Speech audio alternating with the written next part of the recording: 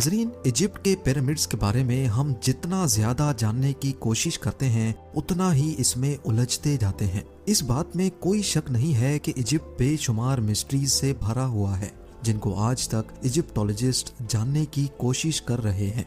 इनमें सबसे बड़ी मिस्ट्री ये है कि पिरामिड्स कैसे बनाए गए थे और इनका असल मकसद क्या था। सालों की मेहनत और रिसर्च के बाद हमें ये बताया जाता है कि पिरामिड्स एंशिएंट इजिप्शियन फेरोज के टूम्स हुआ करते थे। ये फेरोज इजिप्शियंस के लिए एक किंग से बढ़कर खुदा का दर्जा रखते थे जिनको पिरामिड्स में ही दफनाया जाता था। लेकिन असल में आज तक इजिप्टोलॉजिस्ट और आर्कियोलॉजिस्ट को पिरामिड्स में से किसी एक फेरो की ममी भी नहीं मिली, बल्कि कहीं भी किसी भी पिरामिड से आज तक कोई ममी मिलने का एविडेंस नहीं मिला है। हमारे पास जिस चीज का एविडेंस है वो ये है कि the great pyramid 23 lakh limestone के ब्लॉक्स की मदद से बनाया गया था। एक एक ब्लॉक करीब एक हाथी के वजन जितना भारी है। इसकी बेस तकरीबन 13 एकड़ पर फैली हुई है और इसकी हाइट 481 फीट तक। हमें यह भी देखने को मिलता है कि इन तीनों पिरामिड्स की ईस्टर्न और वेस्टर्न वॉल्स बिल्कुल सीधी नॉर्थ पोल की तरफ जाती हैं। इतने बड़े स्ट्रक्चर को हजारों साल पहले आजकल के मॉडर्न कंपास जितनी एक्यूरेसी से नॉर्थ पोल की डायरेक्शन में सीधा खड़ा किया गया था, जिसमें कोई दो राय नहीं है। ये वो सबूत है जो आज भी हमें देखने को मिलता है। सिर्फ इतना ही नहीं बल्कि पिरामिड्स की बेस का लेवल 0.75 इंच जितना एक्यूरेट है। आप में से जो इंजीनियर हजरात हैं उनको अच्छी तरह मालूम होगा कि 3 एकड़ जितने एरिया का इतना एक्यूरेट लेवल आजकल के मॉडर्न लेजर लेवलिंग सिस्टम के जरिए ही हासिल किया जा सकता है। हत्ता कि हमारे पास इस चीज का भी एविडेंस है कि पिरामिड की चारों साइड वॉल्स जिनको 5 टन वजनी स्टोन ब्लॉक्स रखकर एक खास एंगल में खड़ा किया गया था, इन चारों की लंबाई एग्जैक्टली 230 मीटर्स है। अगर इन चारों में कोई डिफरेंस है तो वो 2 इंच से ज्यादा नहीं है, यानी ये वॉल्स एक दूसरे के मुकाबले में 99.98% एक्यूरेट हैं। बात अभी तक यहाँ खत्म नहीं हुई। जिन लोगों ने भी द ग्रेट पिरामिड बनाया था उनको हजारों साल पहले भी अर्थ की साइज का अच्छी तरह इल्म था।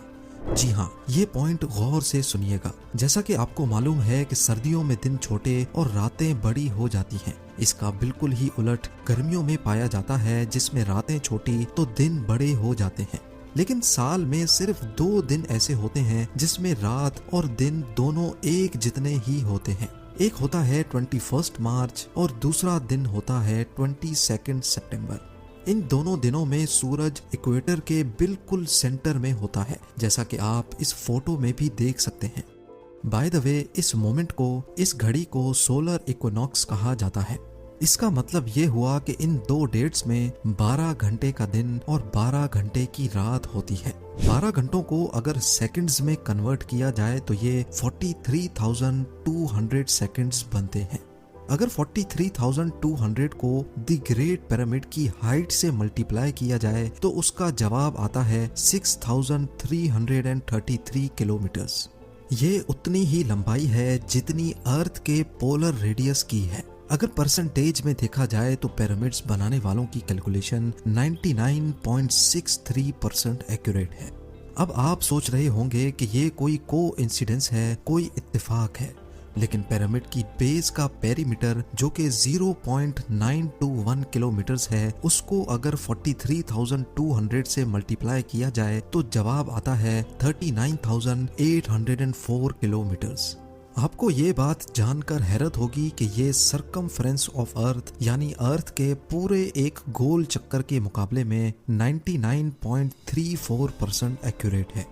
कोइंसिडेंस तो सिर्फ एक मर्तबा होता है, लेकिन 99% से भी ज्यादा एक्यूरेट रिजल्ट वो भी 2 मर्तबा आना हमें एक गहरी सोच में डाल देता है। कई लोगों का अभी भी मानना है कि ये महज सिर्फ एक इत्तेफाक है, लेकिन जैसा कि अभी हमने जाना कि 43,200 जिसका ताल्लुक सोलर इक्विनॉक्स से है, ये एक और जगह पर भी अपना सबूत दे रहा है। नॉर्मली देखने पर पिरामिड्स की 4 साइड्स नजर आती हैं, लेकिन असल में ये 4 नहीं बल्कि 8 हैं। जी हाँ, ये 8 साइड्स सिर्फ सोलर इक्विनॉक्स वाले दिन ही ऊपर से देखने पर नजर आती हैं। ये डिस्कवरी पहली बार 1940 में एक ब्रिटिश एयरफोर्स पायलट ने की थी जब वो पिरामिड्स के ऊपर से गुजर रहा था। अब सवाल ये खड़ा होता है कि हजारों साल पहले पिरामिड्स बनाने वालों को अर्थ का पोलर रेडियस और इक्वेटर का सरकमफ्रेंस मालूम पड़ा तो आखिर कैसे? इजिप्ट के पिरामिड्स हमारी सोच से भी ज्यादा कॉम्प्लिकेटेड हैं। ये तमाम फैक्ट्स जानकर यकीन करना मुश्किल हो जाता है कि इनको 4,500 साल पहले एक कदीम दौर में बनाया गया था। क्या उनके पास कोई जादुई ताकत थी या फिर वाकई किसी और मखलूक ने इनकी मदद की थी, या फिर इनको इजिप्शियंस ने बनाया ही नहीं था? Graham Hancock fingerprints of the God के ऑथर हैं। इन्होंने पिरामिड्स को ओरायन कॉन्स्टेलेशन के 3 स्टार्स के साथ लिंक करने की थ्योरी दी थी। इस थ्योरी के मुताबिक गीजा पिरामिड्स की पोजीशन ओरायन कॉन्स्टेलेशन के 3 स्टार्स से एग्जैक्टली मैच करती थी। लेकिन मसला ये है कि ओरायन कॉन्स्टेलेशन के ये स्टार्स पिरामिड्स की पोजीशन से ना आज मैच करते हैं और ना ही 4,500 साल पहले एंशिएंट इजिप्शियंस के दौर में मैच किया करते थे, बल्कि ये 13,500 साल पहले एग्जैक्टली पिरामिड्स की पोजीशन से मैच करते थे। इस एस्ट्रोनॉमिकल एविडेंस से तो ये जाहिर होता है कि पिरामिड्स 11,400 BC में इन स्टार से मैच करके बनाए गए थे। लेकिन उस वक्त एंशिएंट इजिप्शियन सिविलाइजेशन के होने का कोई एविडेंस नहीं मिलता। अगर आपको लगता है कि ये एस्ट्रोनॉमिकल एविडेंस कमजोर है तो फिर इस फिजिकल एविडेंस के बारे में क्या ख्याल है? बॉस्टन यूनिवर्सिटी से ताल्लुक रखने वाले प्रोफेसर रॉबर्ट स्कूच का कहना है कि गीजा प्लेटो जो आज एक ड्राई जगह है, ये फेरोज के टाइम में भी ऐसी ही ड्राई होती थी। लेकिन लाइमस्टोन से बने 240 फीट बड़े इस स्फिंक्स पर यह इरोजन सिर्फ हवा और रेत की वजह से नहीं, बल्कि इसमें पानी का बहुत बड़ा किरदार है। ये इरोजन सिर्फ तब मुमकिन हो सकती है जब पानी यहाँ से स्पीड में गुजरा हो। इस किस्म की इरोजन हमें कई और पहाड़ों पर भी देखने को मिलती हैं जो किसी दौर में तेज पानी की लपेट में हुआ करते थे। अगर स्फिंक्स भी एंशिएंट इजिप्शियंस ने ही बनाया था तो उसके बाद तो ये जगह आज तक खुश्क ही रही है।